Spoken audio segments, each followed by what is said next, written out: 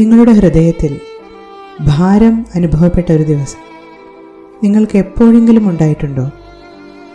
ശ്വാസം എടുക്കുമ്പോൾ പോലും ഒരു ഭാരം അനുഭവപ്പെട്ടിട്ടുണ്ടോ? നിങ്ങളുടെ ഉള്ളിലുള്ളത് ആർക്കും മനസ്സിലാവാത്തൊരു ദിവസം.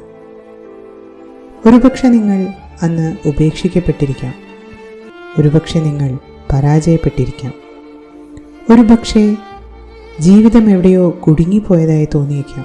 അത് നിങ്ങളാണെങ്കിൽ നിൽക്കൂ. ഭഗവത്ഗീതയിലെ ഈ വാക്യം അത് യാദൃശ്ചികമായി നിങ്ങൾക്ക് ലഭിച്ചതല്ല. ഭഗവാൻ ഒരിക്കൽ അർജുനനോട് പറഞ്ഞു, മാത്രാ സ്പർശാസ്തു കൗന്ദേയ ശീതോഷ്ണ സുഖദുഃഖദാഹ ആഗമാപായിനോ അനിത്യാഹ താം തിതിക്ഷസ്വ ഭാരത. ആനന്ദവും വേദനയും ചൂടും തണുപ്പും അവ വന്നു പോകുന്നതാണ്. അവയെ സഹിക്കുക. ഇന്നത്തെ ഭാഷയിൽ പറഞ്ഞാൽ, നിങ്ങളിപ്പോൾ അനുഭവിക്കുന്നതൊന്നും തന്നെ സ്ഥിരമല്ല. സുരക്ഷിതമാണെന്ന് നിങ്ങൾ കരുതിയ ജോലി പോയി. കഴിഞ്ഞ വർഷം നിങ്ങൾക്ക് ഉണ്ടായിരുന്ന ആ സന്തോഷം ഇപ്പോൾ ഒരു ഓർമ്മ പോലെയായി തീർന്നിരിക്കുന്നു. എന്നാൽ ഒരു വർഷം മുമ്പ് നിങ്ങൾ അനുഭവിച്ച വേദനയും ഇപ്പോൾ അതേപോലെ വേദനിപ്പിക്കുന്നില്ല, അല്ലേ? ഭഗവാൻ അർത്ഥമാക്കുന്നതും അതുതന്നെയാണ്. എല്ലാ വികാരങ്ങളും താൽക്കാലികമാണ്. ഓരോ കൊടുങ്കാറ്റും കടന്നു പോകും. പക്ഷെ നിങ്ങൾ ഒടിഞ്ഞു വീഴണോ അതോ വളഞ്ഞ് വീണ്ടും എഴുന്നേൽക്കണോ എന്നത് നിങ്ങൾ മാത്രമാണ് തീരുമാനിക്കേണ്ടത്. നിങ്ങളിപ്പോൾ എന്താണ് ചിന്തിക്കുന്നതെന്ന് എനിക്കറിയാം. സഹിക്കുക എന്ന് പറയാൻ എളുപ്പമാണ്, പക്ഷെ ജീവിക്കുന്നത് അത്ര എളുപ്പമായ കാര്യമല്ല. അതെ, കാരണം രോഗശാന്തി എന്നത് ഒരു സ്വിച്ച് ഇടും പോലെ പെട്ടെന്ന് സംഭവിക്കുന്ന ഒരു കാര്യമല്ല. അത് കുറച്ച് സമയമെടുത്ത് തന്നെ സംഭവിക്കേണ്ടതാണ്. ഉറക്കമില്ലാത്ത ഒരു രാത്രിക്ക് ശേഷം നിങ്ങൾ ചില നിർണായകമായ തീരുമാനങ്ങൾ എടുക്കുമ്പോൾ, നിങ്ങളുടെ ഹൃദയം മറച്ചുവെക്കുക എന്ന് പറയുമ്പോഴും നിങ്ങൾ ധീരതയോടെ ആ സാഹചര്യത്തെ നേരിടുമ്പോൾ, അതാണ് സഹിഷ്ണുത.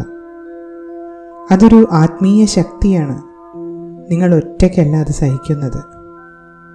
ഭഗവാൻ അർജുനനോട് ശക്തനാകാൻ പറഞ്ഞപ്പോൾ അർജുനനെ യുദ്ധക്കളത്തിൽ ഉപേക്ഷിച്ചില്ല. ഭഗവാൻ കൂടെ തന്നെ നിന്നു. അർജുനനെ നയിച്ചു. അർജുനന് അരികിലൂടെ നടന്നു. ഇന്ന് ഭഗവാൻ നിങ്ങളോടൊപ്പമുണ്ട്. നിങ്ങളുടെ ആ നിശബ്ദതയിൽ, നിങ്ങളുടെ കണ്ണീരിൽ, നിങ്ങളുടെ സാവധാനത്തിലുള്ള നിശബ്ദമായ തിരിച്ചുവരവിൽ ഭഗവാൻ നിങ്ങളോടൊപ്പമുണ്ട്.